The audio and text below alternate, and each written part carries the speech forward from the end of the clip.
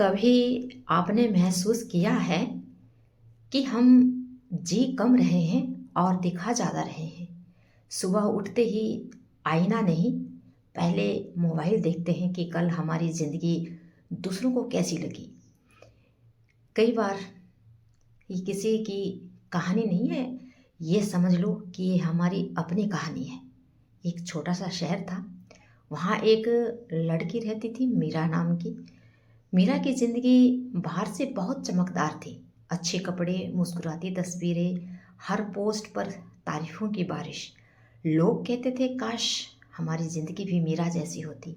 पर सच्चाई यह थी कि मीरा हर रात चुप रोती थी। मीरा को डर था, अगर वो सच दिखा देगी तो लोग उसे कमज़ोर समझ लेंगे, इसलिए वो हंसती रहती, जबकि भीतर से वो खुद से लड़ती रहती थी।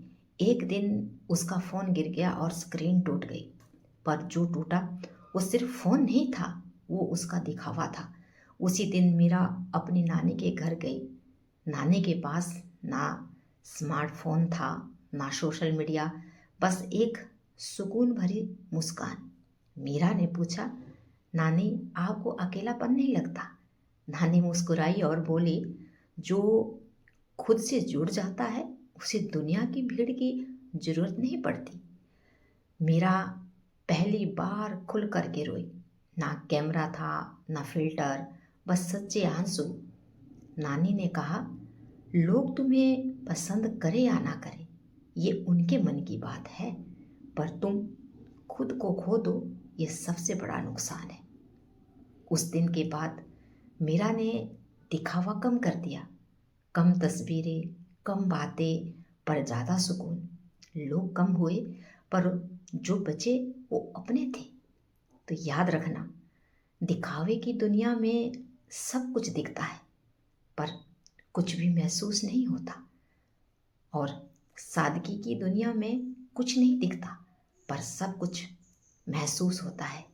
अगर कभी थक जाओ तो खुद को साबित करते करते, तो समझ लेना वक्त आ गया दिखावे की दुनिया से बाहर आने का। क्योंकि